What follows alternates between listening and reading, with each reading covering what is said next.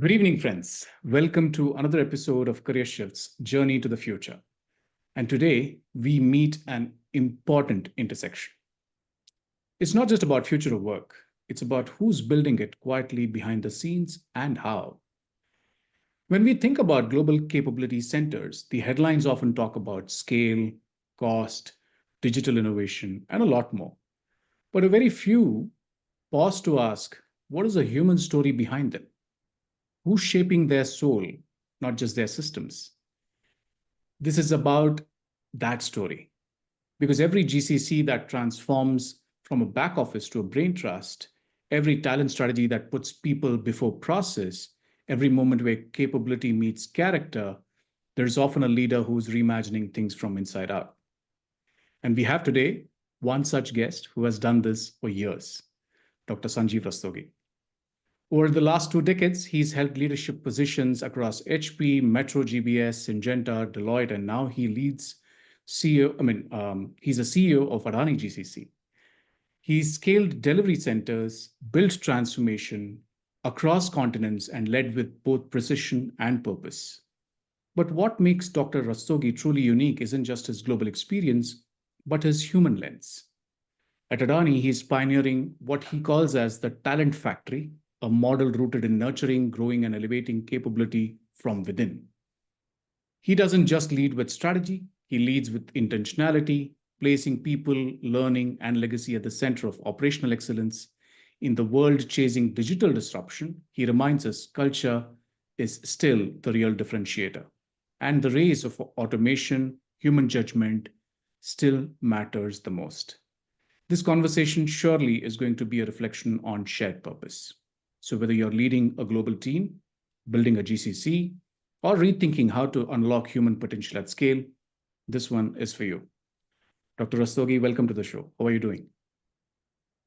Very good, Gopal. Thank you very much for the kind introduction and happy to be with you today. Wonderful, wonderful. Dr. Rastogi, I think we are all going through an extremely interesting time in many ways with the advent of digital disruption, AI, and a lot more. And every conversation is around all of that things, those matter. But mostly, I think if you look at the brighter side of the conversations, it's about GCCs. And hence, this conversation was really important. And I'm glad that you could join us today. I started this initiative a year ago when I thought about people who are going through mid-career transitions and are going through a lot of internal chaos in terms of what is career is all about and career shifts are all about. And this podcast became a reality then. I've had several conversations so far, and I think this is going to be an addition to those rich conversations. Um, so the way we talk about careers today requires a lot more uh, softer handling, if I can say that, and which is why career shifts became very important.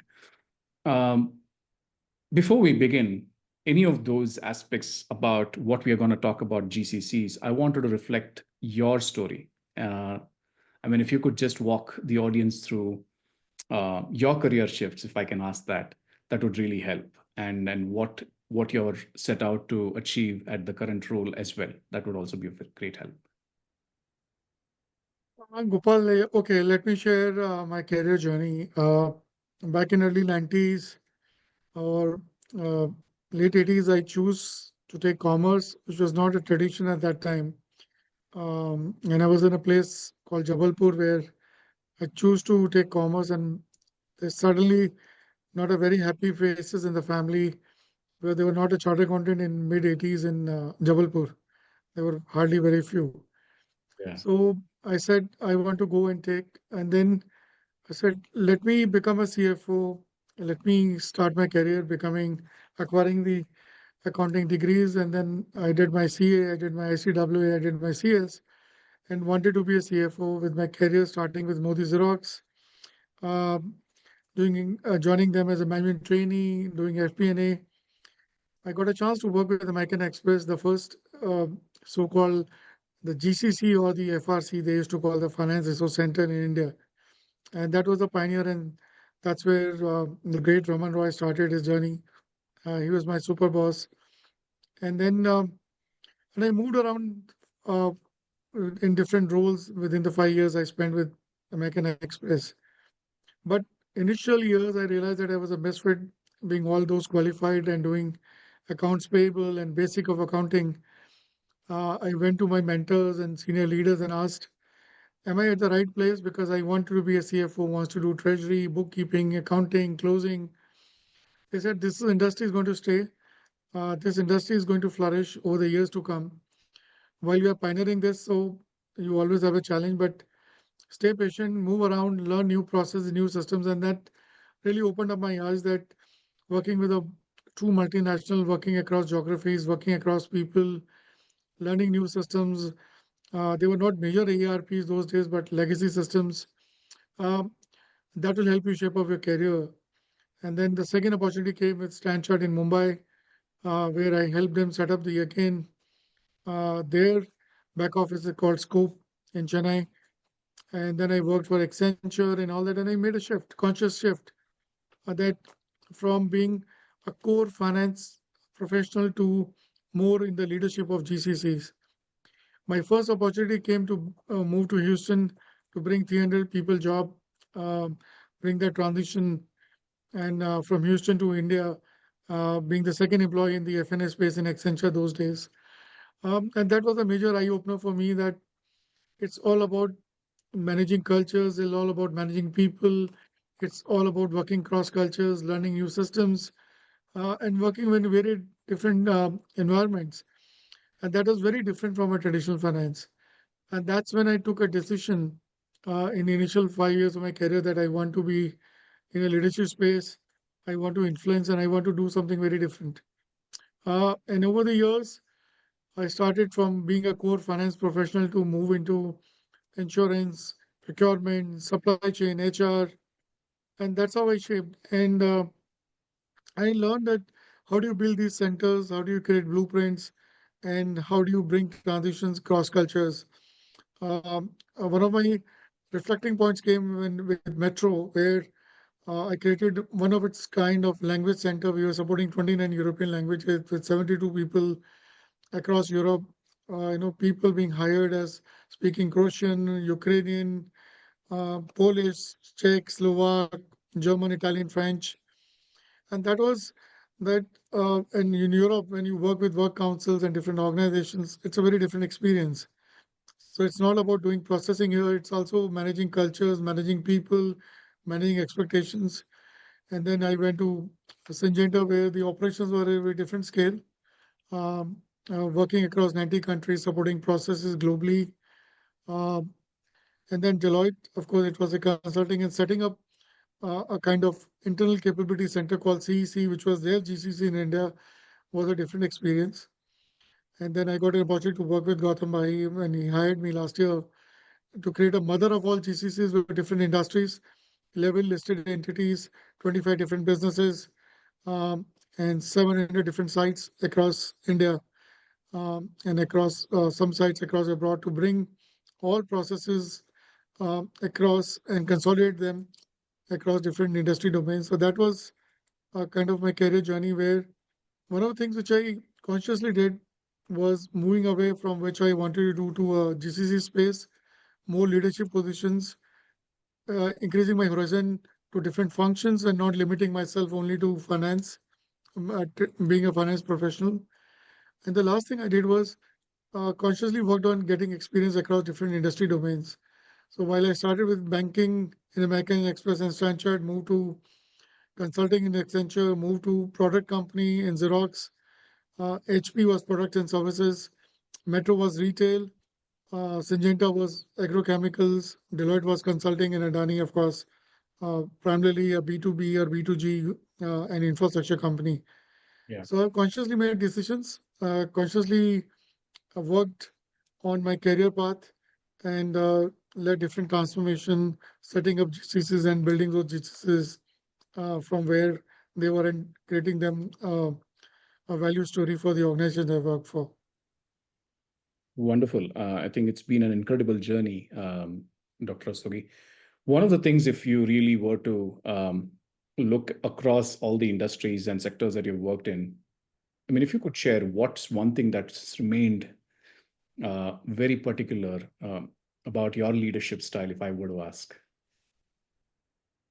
So one is that uh, I've been always in a GCC space, and I adopted a servant leadership where we are serving a global stakeholders. While you bring strategy, you bring your own capabilities into the future, but you need to have a service mindset as servant leadership. I've been a very participative leader, so I encourage my teams to come, get the right talent into the picture and take their opinions, build a diverse workforce. Uh, and I was believed as a philosophy that you are as good as your team is. So what I Yeah. did in all my setups was to get the right set of senior leaderships, the right set of talent who help you build this. Because while you are managing the strategy, while you are connecting with the key stakeholders, while you're creating a blueprint, you need a very strong team to deliver and execute that.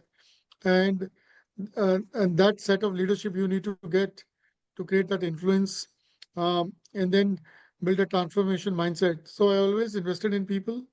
I always being a creator of participative and transformative leadership to bring in, and also a service mindset I brought in, customer centricity, I would say, at core, to serve our customers, mindful of the cultures and the sensitivities around involving when we move jobs across the globe, uh, or when you consolidate at a GCC level.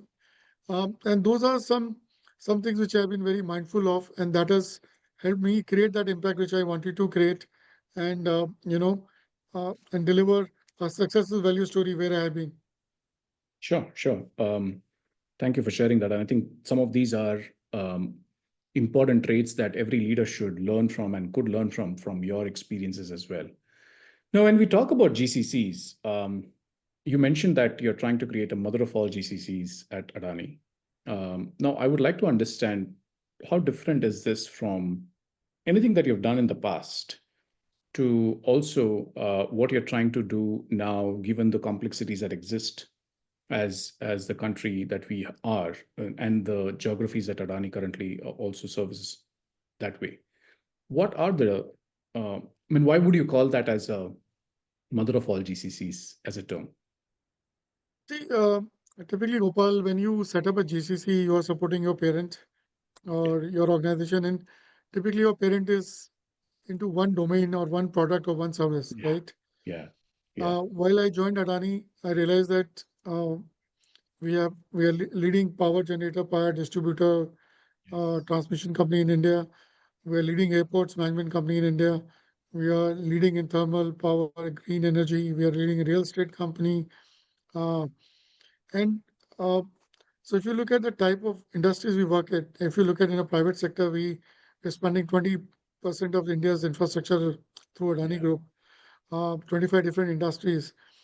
While you're trying to consolidate processes, you can only serve your customer better if you understand and bring that industry knowledge. So for us, and it has been a greenfield project where we said, what can't be done in GCC? So if you look at it, is more than 70% of the processes have moved into the GCC, whether it is HR, finance, and some other processes which we are bringing in, which means that we are making it a true capable and true COE from a Mm. capability perspective. While in the other industries, I see only the transactional work, only the support, administrative work moves in. Here, right from a business finance kind of work, which is more treasury, cash management, FP&A, MIS, and if you look at HR, all the entire functions of HR, parts of techno-commercial, and all these processes we are bringing in. It's a very unique greenfield approach where we have questioned and said that everything should be done in the GCC. So that's one approach. Secondly, bringing people with that industry experience, bringing talent externally, and bringing them up to speed to their industry specific knowledge is always a challenge. The third thing is that at this scale, in large scale, where we are trying to consolidate, you need to have a very strong integration with the new technologies, what you bring in, a transformation mindset. and how the process would look like, because you are moving work from the BUs. And the most unique model is that you are supporting 600 plus sites across India, which is a very unique model. So if you look at typically the global GCCs, they would have a center in India and some other centers across the globe. Yeah. But supporting processes in remote sites, in your plants, across, whether it is a cement plant, we are the largest, one of the largest in cement, looking at different airports, looking at power generation sites, thermal sites, and look at many other sites. So managing people issues, managing people processes, managing finance processes, managing different processes at this site and providing that support from a GCC is a very unique model. And you will not find at that scale and that level. And that's why I said building business knowledge, business context, unique demands of business to support. As we know, Adani is into defense, Adani into various industries. So level of hiring we need to do, the niche hiring we need to do, the different processes we need to manage is unique. And every process, every industry in Adani Group is unique in terms of processes and all that. So to consolidate, standardize, transform, automate, it takes uh, uh, a very kind of a different approach to bring everything Yeah. together and build that. And that's why I say it's the mother of all GCCs. Yeah. Yeah. Absolutely. Now, I completely empathize with the fact that there are so much of complexities given the diverse, industry exposure that an organization like Adani has. But that also makes things very complex because when we think about GCCs, typical thought processes that we will lift and shift, we will standardize, optimize, and get things done. With so much of diversity, how are you able to manage it?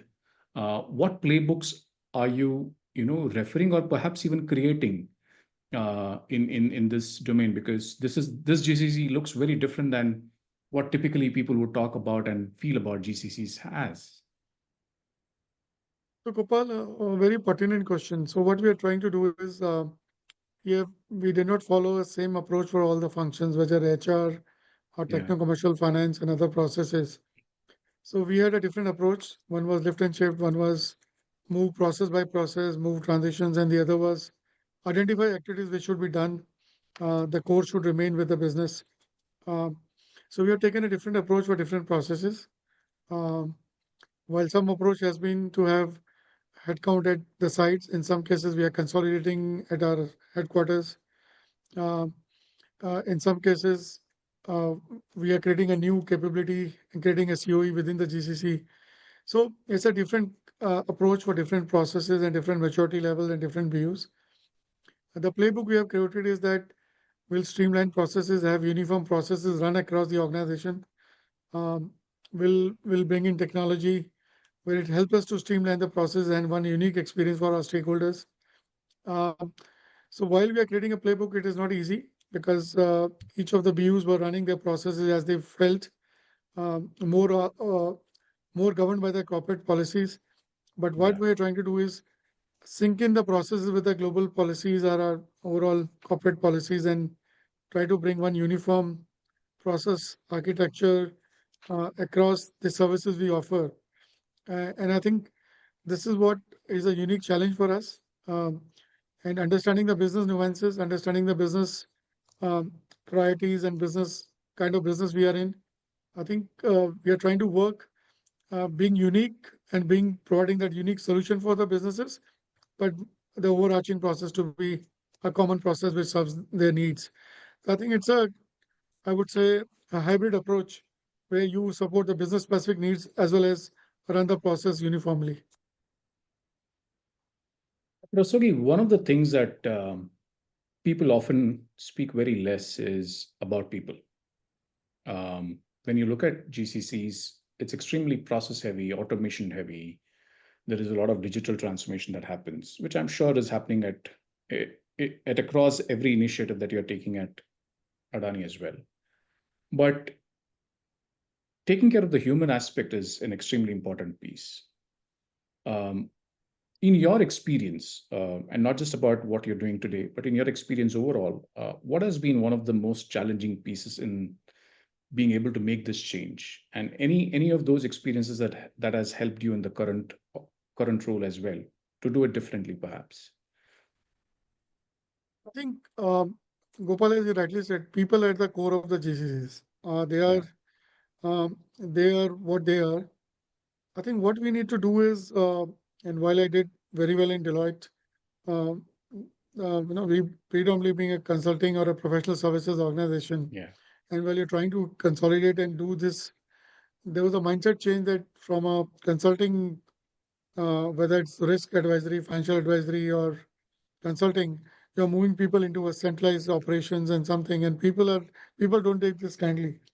But Yeah. what we need is what my customer wants, and I'm able to support and execute what they're looking at, both from a cost and efficiency and you know perspective. So what we did was we said that do we have the right set of people for right level of jobs? Do we need to upskill our people? Do we need to reskill our people? Or do we need to deskill our people for Hmm. some jobs? And I think that is the story I created in most of the organizations where we said, um, when you set up a GCC, whether it was Syngenta, Metro, uh, we thought that we need to identify jobs, we need to create unique job roles and see what level of experience, what level of people we need. Not necessarily everybody should be a qualified accountant and to do a basic job of accounts payable or accounts receivable or something. You need to get a right set of people for doing this. Um, and similarly, we did in Syngenta that what's the right level of skilling, what you need. And for some areas where you need to invest in knowledge, you need to invest in tested knowledge, you need to invest into process, you get the right set of process experts, you need to get the right level of maturity, right level of experience into this. And while I set up in Deloitte, I think we de-skilled some of the jobs, we right skilled some of the jobs, and uh, we we also we also did some uh, you know upskilling as well. And Hmm. while this upskilling was happening, uh, that really helped me. That while we are in Adani Group, while we'll take people from the existing views into the processes, we need to make sure that uh, when we hire externally, we hire fit for purpose roles. We we need to see that what is the level of people we need to hire, what's the level of role, what complexity it requires, and what's the experience. And that is helping us right size the organization. Um, I have coined a term called 4 E's.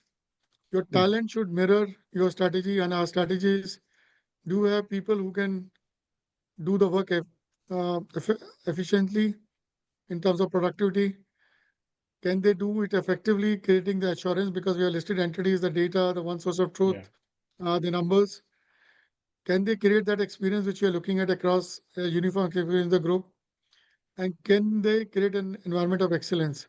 So I think when you look at from this lens, um, and you need one of the things a prerequisite for setting up a shared service or a GCC, especially in Adani Group, is to see how your pyramid will look like, what level of people Hmm. and what number of people you require at each levels, and how you stack up, what's the span, what's the ratio, and what level of skills you require to do that particular kind of roles. And I think this is important, and this is required at each job or role level. And I think that helps you to write skill and then execute your strategy and helps you to do that. So I think with that kind of experience from my earlier organizations, I've been able to imbibe those learnings and implement at Adani. Wonderful. Um, Dr. Rastogi, one of the things that we typically see is the way Indian enterprises operate is very different than any of the multinational organizations, be it with the way things get done or even the way things don't get done, for that matter. Uh, what is your view? Like, what has these contrasting experiences and ecosystems taught you about, be it decision making, ambition, and how has humility in the role helped you, if I can ask? From an Indian context, um, it's quite different because you are moving people within India operations, so there's no cost for arbitrage or labor arbitrage. Hmm. While in a global GCC, the decisions have Yeah. already taken at a strategic level that these are the things which are going to happen in the India GCC or India Center, and this is what we are going to do. And then we created teams to hire those people and level of people, but it's already decided. In an Indian environment, you need to really fit in that how you're going to create efficiency, how you're going to create effectiveness, or how you're going to create a value coming out of a GCC. So the Mm. narrative is very different. It's not about the cost. It's all about consolidation, standardization, transformation, compliance, and creating that experience. So if you look at in our Adani group where um, I was reporting to Gautam Bhai, he hired me. He said it's not about cost, it's all about uniform experience, creating those world-class processes, bring in best-in-class technologies, creating that footprint, which will spur the growth of the group. And you need to look at GCC being the engine, GCC being the enabler to fuel the growth of the organization. We currently are 90,000 crores of EBITDA, roughly around 90,000 crores of EBITDA. If you look at it, and if you look at our growth plans and growth strategy, we may double next 2 years, 3 years, and the way the aggressive plans the group has. So GCC should have world-class processes able to help spur that growth, help execute the strategy, and support that in that processes by imbibing. So it's a very different narrative altogether. Uh, while in the global GCCs, you tend to implement a functional strategy more often than not. Here in the GCCs, you are implementing the business strategy and you are spurring the growth and a different narrative. Yeah. So, and I've seen that, um, and I think this is why I say Adani Group and Adani GC is very unique, and the narrative is very very different. They say that all our future leaders, all our future CFOs, CHROs have come from the GCCs which we had initially, and our future leaders will come from the GCC because the kind of knowledge they will have about the systems, the knowledge and the processes, all our senior leadership in the next few years to come would necessarily come from the GCCs. And I think while you see the India GCCs or India centers which are doing serving the MNCs, not many people here move around and take the global roles. Uh, but it's not the case with Adani Group, and that's how the narrative is, and that's how we are working on. And though it is initial years, but I think over the years you will see more and more leaders coming within the Adani Group coming from the GCC. Wonderful. Uh, Dr. Rastogi, one of the things that we often speak about is purpose. And in the world of process, performance, and pressure, uh, something called purpose gets always lost. Um, how have you personally stayed aligned? And I think the kind of experiences that you've had, the context of business has always kept shifting. What have you done differently to be continuously remain aligned to purpose? I think the biggest thing I would say, one thing is that you can't work in isolation as GCC because you may have your own strategy, own deliverables, and own targets. Um, unless you are aligned with your businesses, unless you are connecting with your stakeholders, and you keep bouncing off and you keep checking, am I in line? Am I delivering what you are looking for? And am I supporting you what you are set out for in achieving your vision or strategy? I think that is what the purpose is. The purpose, I think, the overall purpose, overarching purpose is that we create a world-class GCC, world-class processes, bring new technologies, make a digital GCC in the group. But you can't do this in isolation. You need to know what customers is looking at, what their priorities are, and how you're aligning to them and how you're supporting them. And are you set out to support them and are you organized in a way that they can achieve their goals, they can achieve their vision? And I think um, a, a check and balances and connect with them, which definitely helps to realign your priorities accordingly. And in some cases, you need to do a status check and realign and repurpose your priorities. I think we do that, and I think that will make you successful. Unless you align your priorities, your purpose with the businesses, and keep checking that are you in right track or not. And in such a large enterprise, you also need to have collaboration with your IT teams or other functions so that we are all aligned on a vision we are trying to achieve, because whatever we do does impact everybody else in the group. Yes. So it's a larger alignment, collaboration, and approach that works. Sometimes you just become the execution arm, and somebody else is leading the strategy, and the roles are fungible. So you need to play different roles, but alignment. and agreement on the purpose is important. Sure, sure. Uh, I'm an executive coach, and through my coaching journey, I often spend a lot of time with senior leaders. And what I've learned of late, and perhaps this is true for a longest time, is leadership always feels lonely at the top. Especially when it comes to high growth, high stakes environment. Would you have any advice for leaders who are quietly perhaps burning out or even trying to fit everything together as to what is it that they can do to survive and thrive in this environment?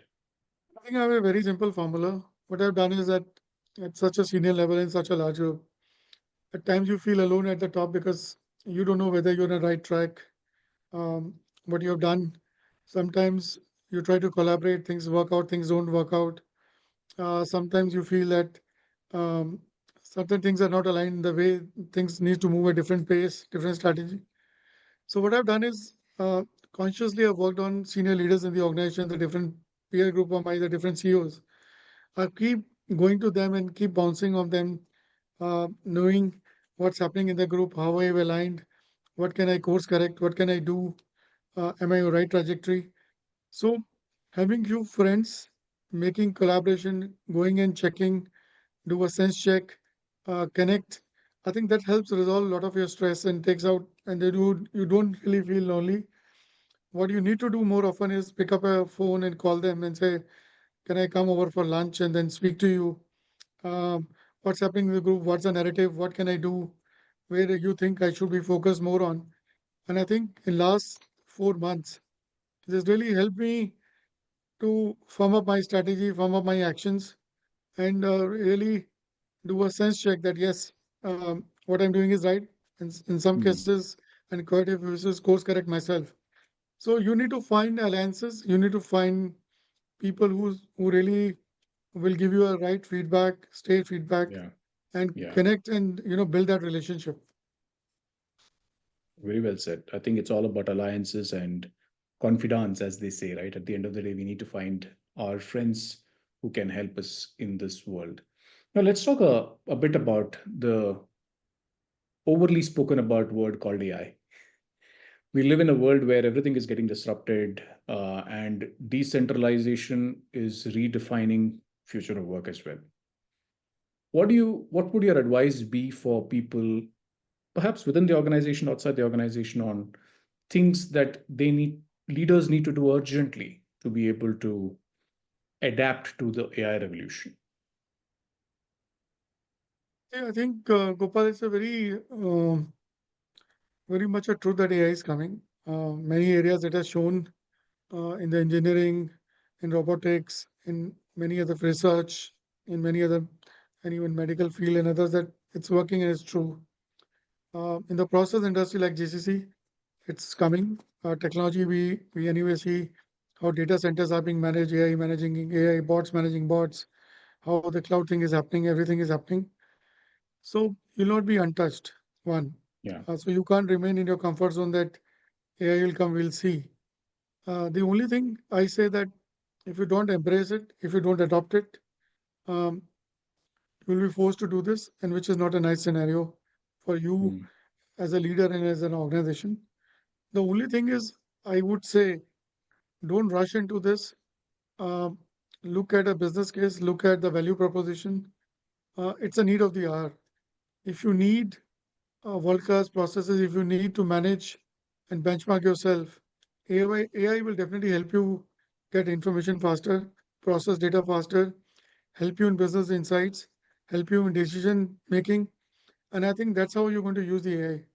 I don't think um, you will have an ROI question coming in AI. yeah, What you will have is how it improves your competitive edge, how you are leading business, how you're competing, and what kind of information you need to take decisions and execute those faster.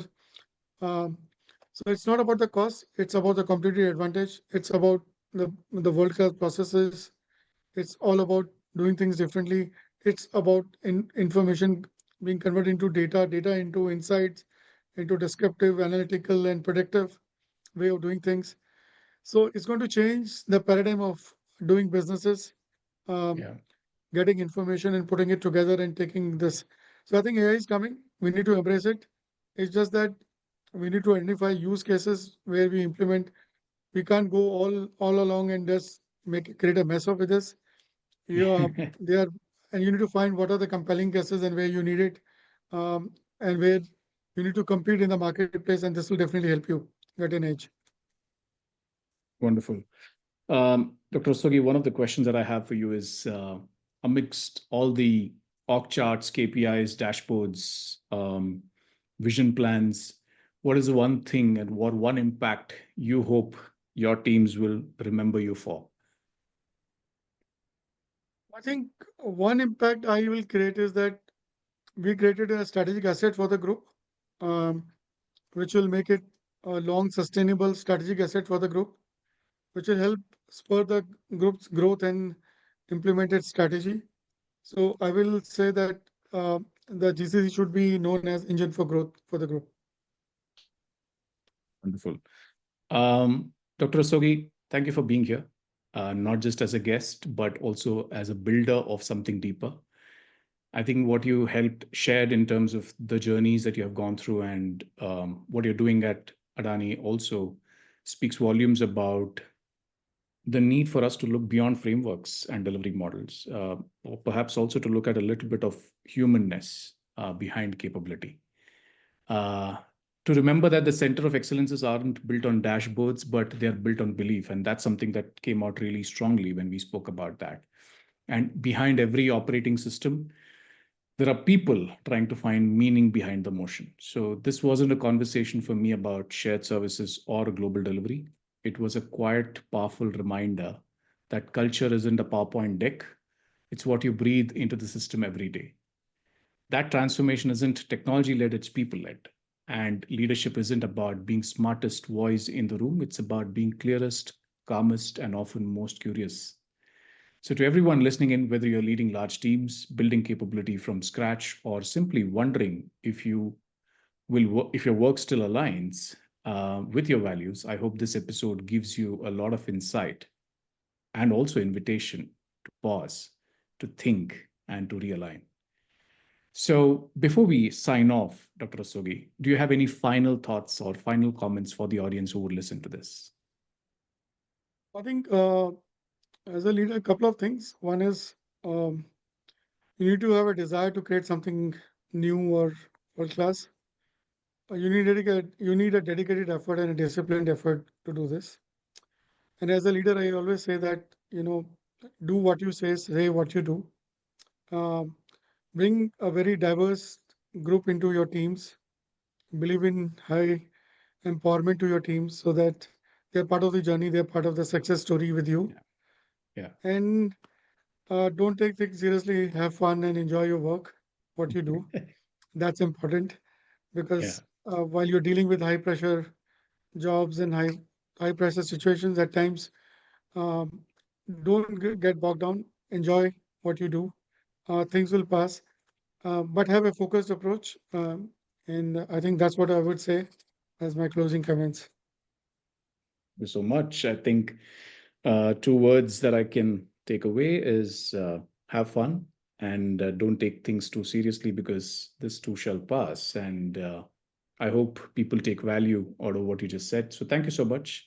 If this episode made you reflect, please share it with people who would be silently building things behind the scenes, someone shaping not just what the organization does, but who it becomes.